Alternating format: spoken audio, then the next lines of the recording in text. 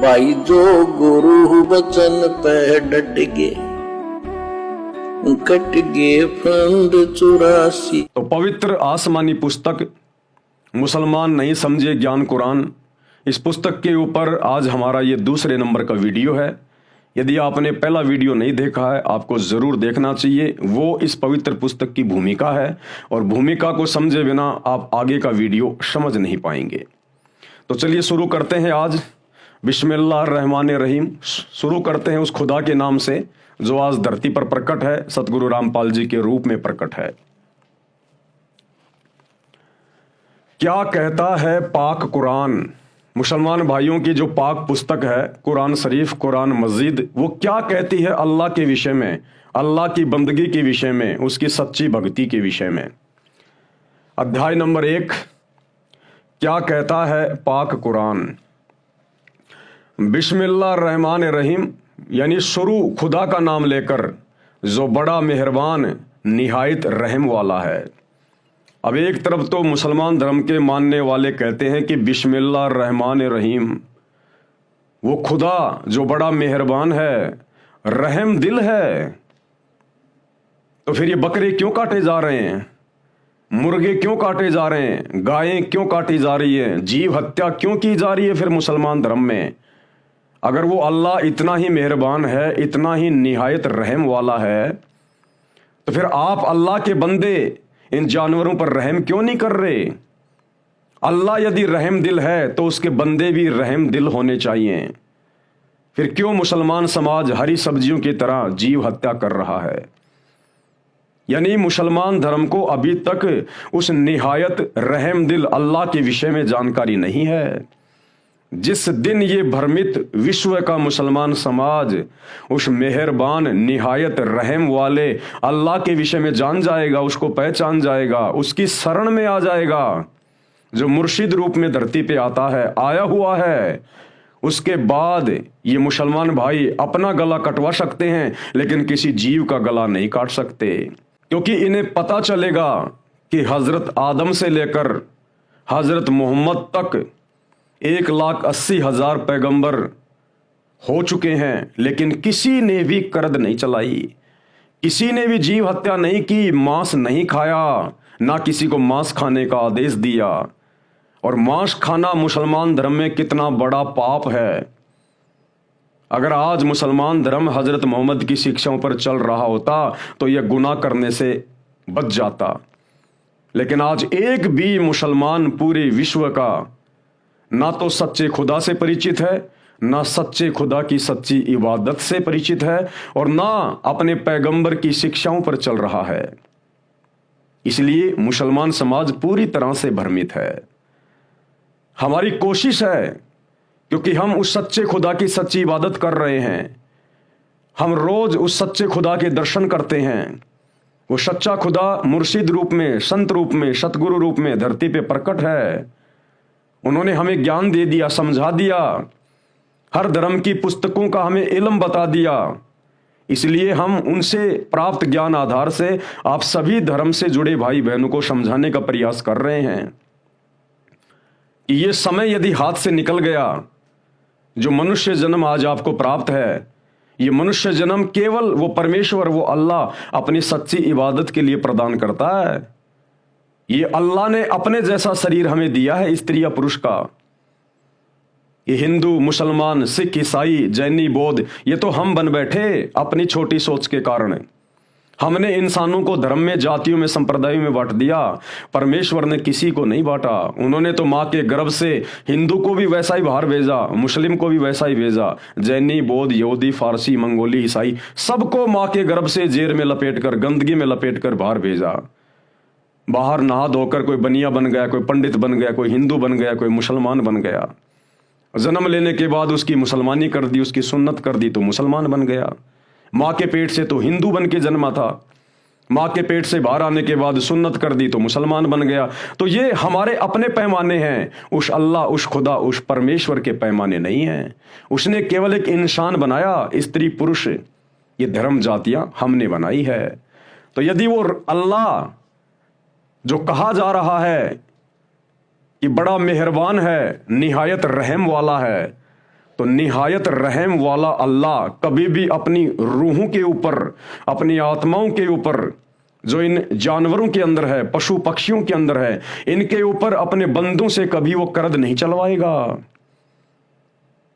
तो किस खुदा ने, किस डुप्लीकेट अल्लाह ने, किस डुप्लीकेट खुदा ने मुसलमान समाज को भ्रमित किया हुआ है झूठा ज्ञान देकर? वो शैतान जिसे हिंदू धर्म में काल कहते हैं, उसकी जानकारी आपको इस पुस्तक में प्राप्त होगी जब आप सृष्टि रचना में आगे पढ़ेंगे। ये डुप्लीकेट अल्लाह कौन है जिसे मुसलमान अपना अल्लाह कहते हैं? वो डुप्लीकेट अल्लाह कौन है और क्यों वो पूरे समाज के लोगों को, चाहे हिंदू हो, चाहे मुसलमान हो, सिख हो, ईसाई हो, क्यों वो सभी को सच्ची इबादत के नाम पे भ्रमित करके रखता है?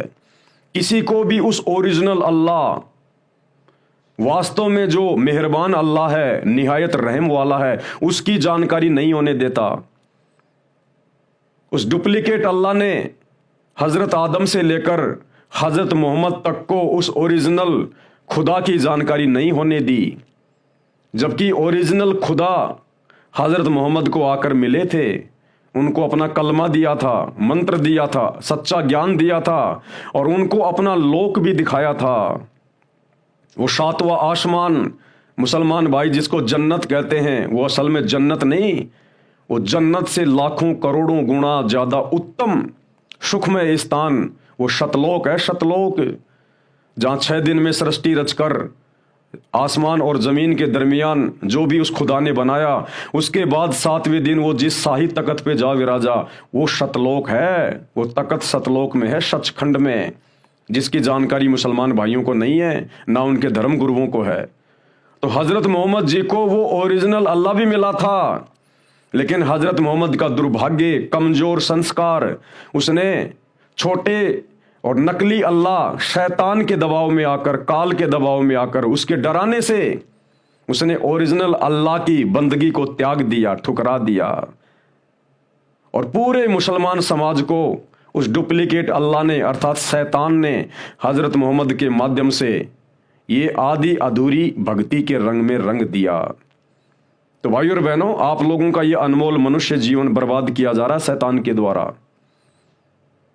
ओरिजिनल अल्लाह को पहचानो जो आज धरती पे आया हुआ है। अरे इस अल्लाह से जिसको तुम अल्लाह मानते हो, जो डुप्लीकेट है, शैतान है, काल है, इससे तुम्हारी क्या दोस्ती है, क्या रिश्तेदारी है, क्या तुम्हारी यारी है इससे? पैदा होने के बाद तुमने देखा कि मेरा दादा वही कर रहा है, मेरा बाप वही कर रहा है, मेरे परिवार वाले वही कर रहे हैं, मेरे समाज के लोग वही कर रहे हैं, तुमने भी देखा देखी में उसको अल्लाह मान लिया।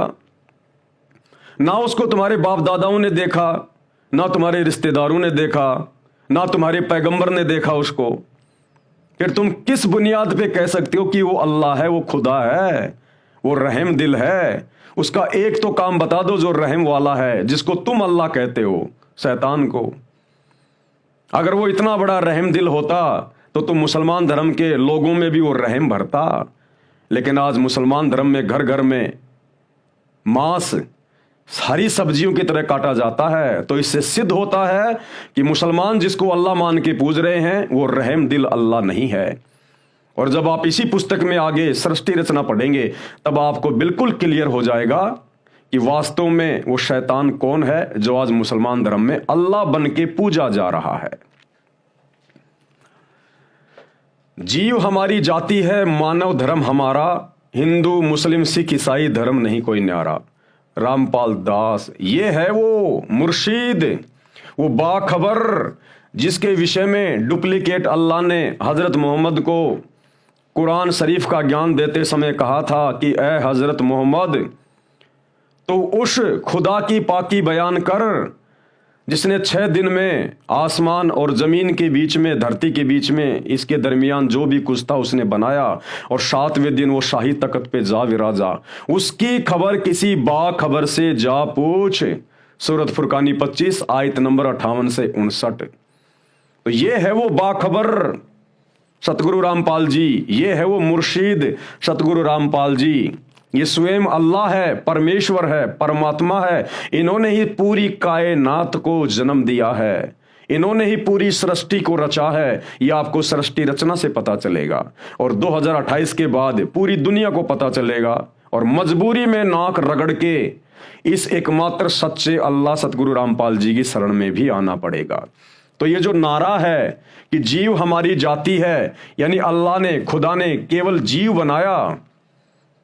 अल्लाह खुदा ने कोई धर्म नहीं बनाया, कोई जाति नहीं बनाई, किसी को हिंदू मुसलमान बना के नहीं भेजा मां के पेट से। केवल उसने जीव रूप में, इंसान रूप में व्यक्ति को भेजा। तो कहते हैं जीव हमारी जाति है और मानव धर्म हमारा। अगर किसी इंसान में इंसानियत है, मानवता है, रहम है, दया है, तो वो उसका सबसे बड़ा धर्म है, मानवता, इंसानियत।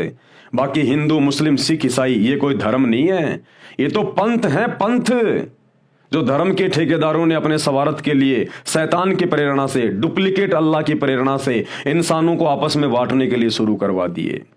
और आज इन्हीं नकली धर्मों के नाम पर आपस में लोग झगड़ते हैं, लड़ते हैं। तो ये शैतान की पैदाइश है, ये नकली धर्म। उस ओरिजिनल खुदा का तो एक ही धर्म है, अल्लाह कबीर का तो एक ही धर्म है, मानव धर्म। जीव हमारी जाति है, मानव धर्म हमारा। हिंदू, मुस्लिम, सिख, ईसाई धर्म नहीं कोई न्यारा। ये ओरिजिनल अल्लाह। अर्थात हम सब जीव हैं, मानव शरीर मिला है। हिंदू, मुस्लिम, सिख तथा ईसाई सब मानव हैं, इंसान हैं सब। इसलिए हम सबका एक मानव धर्म है। अगर उस अल्लाह ने, उस ओरिजिनल खुदा ने, अल्लाह कबीर ने अगर अलग अलग धर्म बनाए होते तो उन इंसानों की पहचान भी अलग अलग होती। मुसलमानों के नाक पे सींग होना चाहिए था, हिंदुओं के सिर में सींग होना चाहिए था, ईसाइयों की ठोडी पे सींग होना चाहिए था। फिर सबकी पहचान भी अलग अलग होनी चाहिए थी। या सबके माथे पर जब वो माँ के गर्भ से बाहर आते हैं तो उस अल्लाह की तरफ से ठप्पा लगा होना चाहिए था कि ये मुसलमान, ये हिंदू, ये सिख, ये ईसाई, ये जैनी, ये बौद्ध, ये फारसी। लेकिन ऐसा कुछ नहीं, हम सब जानते हैं, सत्य से हम सब परिचित हैं। लेकिन मान बड़ाई वश, अहंकार वश और धर्म के ठेकेदारों ने जो हमें धर्म की जंजीरों में बांध दिया, अपने अपने धर्म की किताबों का उल्टा ज्ञान देकर, उस आधार से आज हम अपने अपने धर्म को सर्वश्रेष्ठ मानकर अकड़ के बैठे हुए हैं। और मरने के बाद में सब गधे, कुत्ते, सूअर बनते हैं, अगले जन्म में गोबर खाते फिरते हैं फिर सारे के सारे। तो इस अकड़ को छोड़ो, इस मान गुमान अहंकार को त्यागो और सच्चे मुर्शिद, सच्चे अल्लाह सतगुरु रामपाल जी के सत्संग सुनना शुरू करो। मानवता यानी इंसानियत कर्म है, इस कारण से कोई भिन्न धर्म नहीं है। पूरी पृथ्वी के मानव, स्त्री पुरुष एक खुदा, एक प्रभु के बच्चे हैं। यानी सबको खुदा ने पैदा किया है। जितने भी रूहें हैं, स्त्री पुरुष, 84 लाख योनियों में गधे, कुत्ते, सूअर, जितने भी जीव जंतु हैं, इन सबको खुदा ने अपने वचन से, अपने शब्द से पैदा किया है।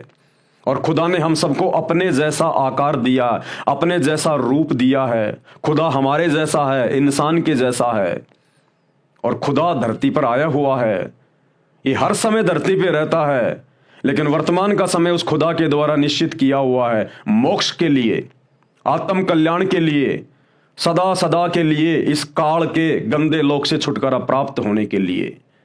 तो आज अल्लाह को पहचानना पड़ेगा, उनके प्रवचन सुनकर, उनके सत्संग सुनकर।